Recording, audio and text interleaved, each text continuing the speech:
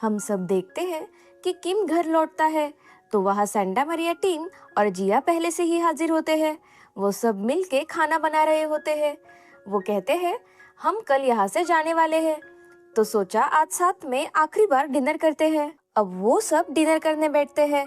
जिया उसने बनाई हुई डिश किम को खाने के लिए देती है। पहले वो चुप रहता है, फिर कहता है कि अच्छा है। तो बाकी लोग भी टेस्ट करते हैं पर उनकी रिएक्शन बुरी होती है। तो वो पूछती है क्या टेस्ट अच्छा नहीं है? किम कहता है हाँ, पर नेक्स्ट टाइम से मैं खाना बनाऊंगा। इस पर सब हंसने लगते हैं। वो सब किम के बनाए खाने की तारीफ करते हैं।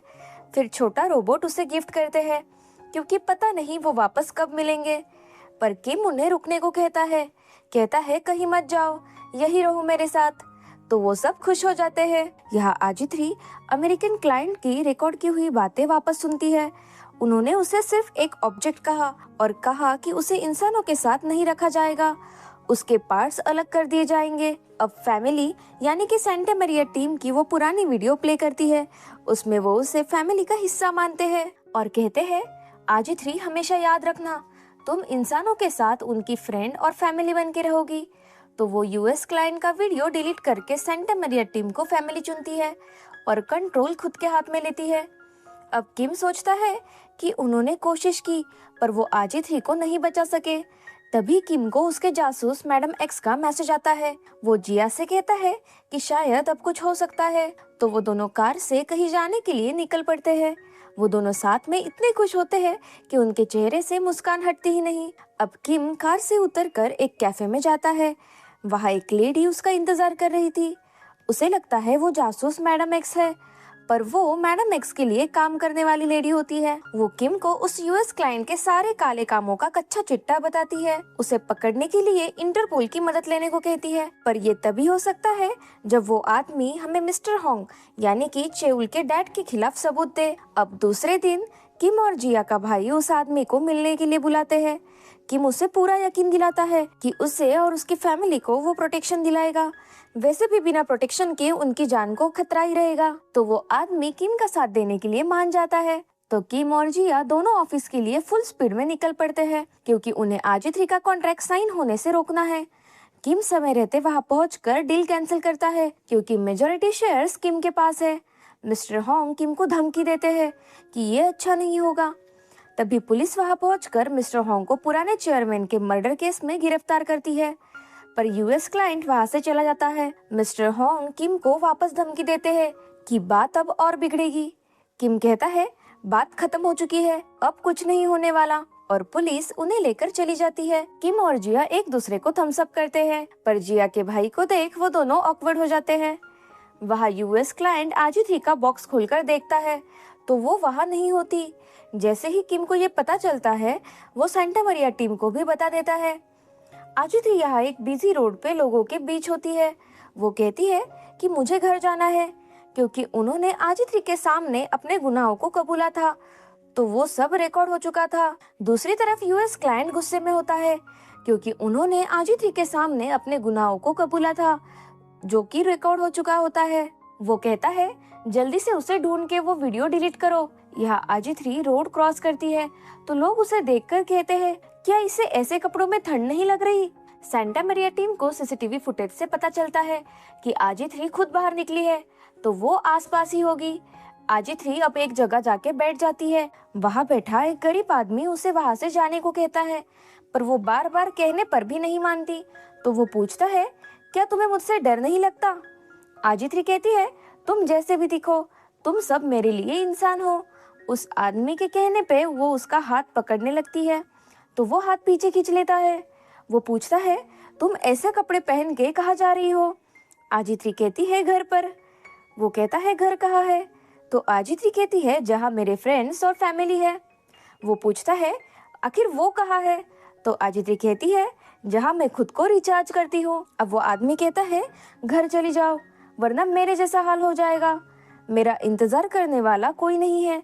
फिर वो उसे कार्ड देकर कहता है कि बस से जाओ, तुम्हारी फैमिली टेंशन में होगी। यूएस क्लाइंट चेउल को कहता है आजिथ्री को ढूंढो, जरूरत पड़े तो उसे डिस्ट्रॉय कर दो, और उसके पापा ने वो जो शेयर्स इल्लीगली हड़पे हैं तो उन्हें मुसीबत में डालने की धमकी भी देता है। चेउल को पता चलता है कि उसके डैड खूनी नहीं है।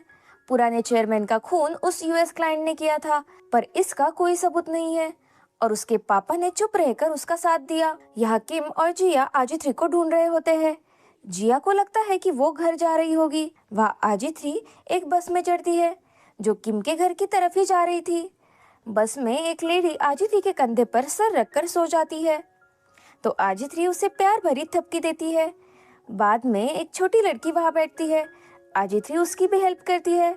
सेंटा मैरिया टीम को पता चलता है कि आजिथ्री बस में चढ़ी है। आजिथ्री बस से उतर जाती है और चेउल के पुराने आदमी जो आजिथ्री की जासूसी करते थे उन्हें वो दिख जाती है।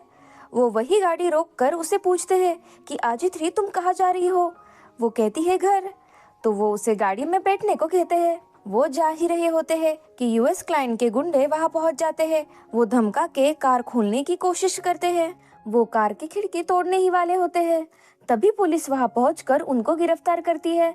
उनके जाते ही सेंटा मरिया टीम वहां आती है और आजिथ्री को ले जाती है। अब आजिथ्री लैब में सबको बताती है कि वो बहुत लोगों से मिली। वो और लोगों की इमोशंस को पढ़ना चाहती है। आजिथ्री के लौटने से सब बहुत खुश होते हैं। अब किम और जिया साथ में होते हैं। किम कहता है मैं बहुत खुश हूँ, जो मैं चाहता था वो हो गया और तुम भी मेरे साथ हो। अब जिया कहती है मुझे घर जाना है। किम कहता है यहाँ रुक जाओ, ये भी तुम्हारा ही घर है। फिर भी ना मानने पर वो कहता है कि मुझे भूख लगी है, मेरे लिए कुछ खाना बना दो। वो अपनी क्यूट सी शक्ल को और क्यूट बना के उसे मना ही लेता है।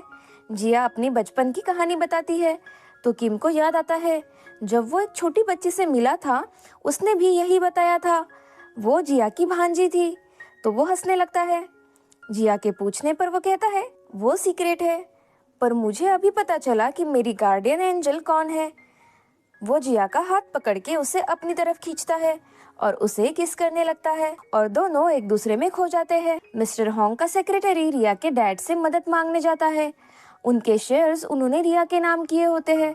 बदले में वो बोर्ड मीटिंग में किम के खिलाफ सपोर्ट मांगते हैं। किम की बीमारी का फायदा उठाने की बात भी करते हैं। तभी रिया वहां आती है। वो उनकी बातें सुन लेती है तो वो चेउल को कॉल करके पूछती है क्या किम की किसी बीमारी के बारे में जानते हो। हमारे डैड इस बात को उसके खिलाफ इस्तेमाल करना चाहते हैं। चेउल कहता है नहीं। फिर चेउल अपने डैड के ऑफिस जाकर उनका ड्रॉअर खोलता है। उसमें उसे एक पेन ड्राइव मिलता है जिसमें किम के एलर्जी का वीडियो होता है, साथ ही उनका सेंटा मरिया के साथ आजिथ्री का कॉन्ट्रैक्ट भी, जिसे देख उसे बहुत दुख होता है। वह कैफे में सियोंग हे और रिसर्चर फ्लर्ट कर रहे होते हैं तो दूसरा टीम मेंबर अकेला महसूस करता है। तभी एक खूबसूरत लड़की वहां आती है। रिसर्चर्स उसे पहचान नहीं पाते। फिर उन्हें समझ आता है कि वो पाए है जिसने अपने बाल स्ट्रेट करवा लिए। वो कहते हैं स्टाइल बदल गया पर बात करने का ढंग नहीं। अब बेग्युन वहां आता है पर पाए के बालों को नोटिस नहीं करता। बाद में वो कहता है तुम आज कुछ अलग लग रही हो। बहुत हिंट्स देने के बाद उसे समझ आता है। किम देखता है कि उसे इमरजेंसी बोर्ड मीटिंग का कॉल आया है। अब वो सब मिलकर एक साइंटिस्ट को बर्थडे का सरप्राइज देते हैं। फिर बेग्युन उन्हें आजिथ्री की बैकअप फाइल दिखाता है जब वो बॉक्स से निकलकर बाहर गई थी। उस वीडियो को देख सब इमोशनल हो जाते हैं।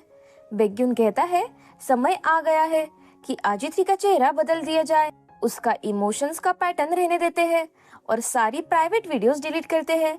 नए रोबोट में सिर्फ पुराना पैटर्न रहेगा, पुरानी यादें नहीं। यहाँ बोर्ड मीटिंग शुरू होती है और किम भी घर से निकल चुका होता है। वो वहां जाकर दरवाजा खोलता है तो हम देखते हैं कि वो मीटिंग नहीं बल्कि अपनी प्रेस कॉन्फ्रेंस में गया है, जहां वो ये कबूल करता है कि उसे इंसानों से एलर्जी है। और इसी के साथ ये एपिसोड भी यही खत्म हो जाता है। नेक्स्ट एपिसोड के लिए वीडियो को लाइक और चैनल को सब्सक्राइब करना मत भूलिएगा। Thanks for watching.